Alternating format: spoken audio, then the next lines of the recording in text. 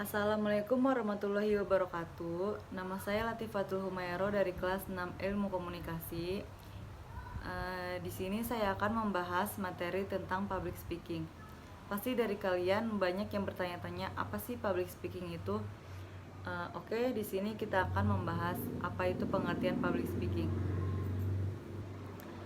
Di sini ada pengertian public speaking yang secara umum dapat diartikan sebagai komunikasi lisan, baik yang dilakukan secara bertatap muka kepada umum ataupun terhadap sekelompok orang tertentu. Berbicara di depan umum itu sendiri tidak melulu dalam bentuk kita mengisi acara workshop atau seminar.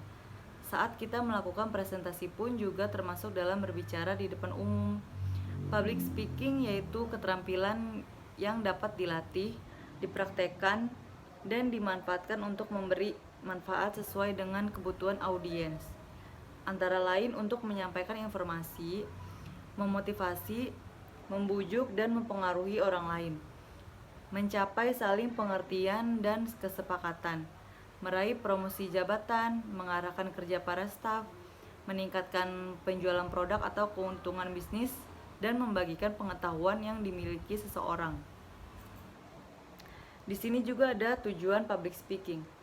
Tujuan public speaking tidak terlepas dari tujuan komunikasi, yaitu menyampaikan pesan atau ide kepada publik dengan metode yang sesuai sehingga publik bisa memahami pesan atau ide dan kemudian memperoleh manfaat dan pesan tersebut.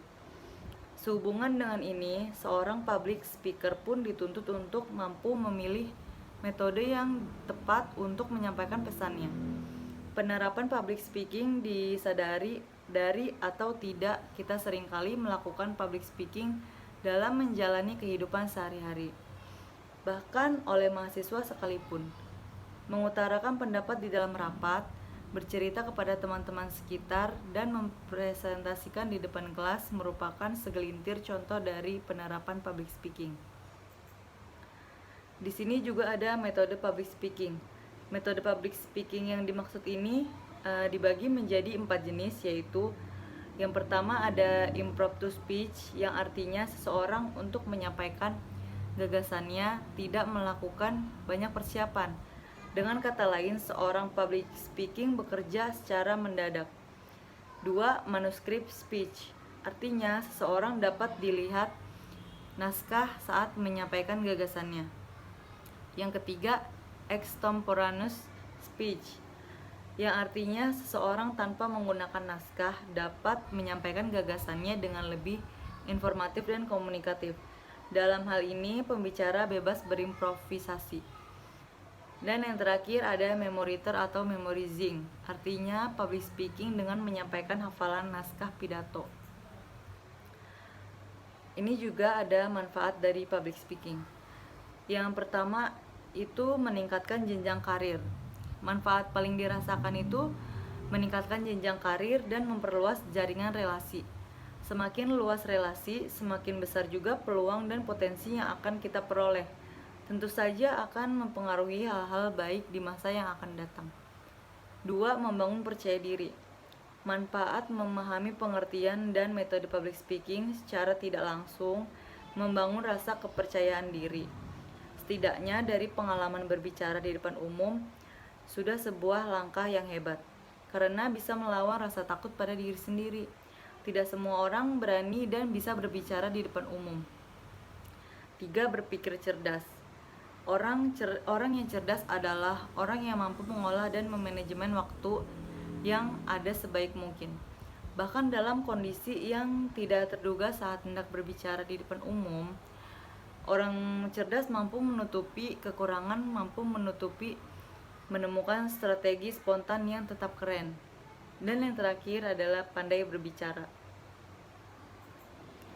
Di sini ada strategi persiapan yang baik sebelum berbicara di depan publik. 1. Pengenalan audiens. Pengenalan audiens dapat membekali kita dalam memilih bahan, menyusun, dan menyajikannya dengan strategi yang tepat. Hal ini dikarenakan pengetahuan kita tentang publik akan menjadi konkret. 2. Pengorganisasian materi.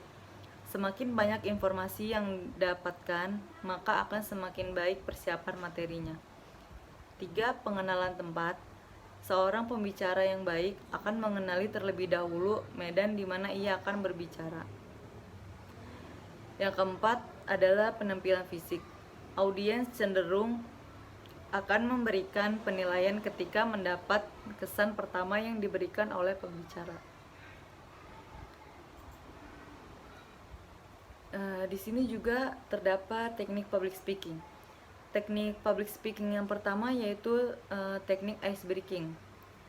Teknik ice breaking ini meliputi pembukaan yang menarik. Pembukaan itu adalah impresi pertama, yang artinya hal itu dapat mempengaruhi pandangan audiens terhadap public speaker dalam presentasi. Sesingkat apapun waktu untuk melakukan presentasi, pembukaan tetaplah harus penuh kehangatan. Pembukaan dapat dilakukan dengan sebuah ilustrasi atau cerita yang sedang marak, tetapi relevan dengan topik pembicaraan. Saat menyampaikannya, tunjukkan wajah yang bersahabat, ramah, dan dekat. Yang kedua, gunakan jokes. Humor kemungkinan mengandung resiko. Hal ini dikarenakan oleh sifatnya kurang universal, sedangkan selera tiap individu sangat personal dan individual. Tetapi meskipun mengandung resiko, humor yang baik dapat menjadi awal yang efektif untuk mencari perhatian para pendengar.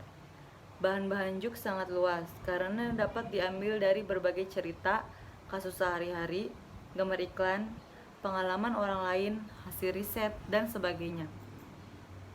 Teknik yang kedua yaitu teknik vokal.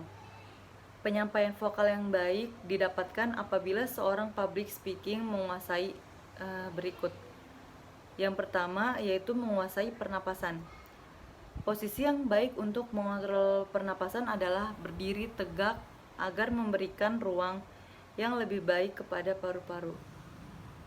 Untuk berbicara di depan publik, diperlukan ruang suara yang solid agar dapat menyampaikan kalimat yang panjang pada volume suara yang benar.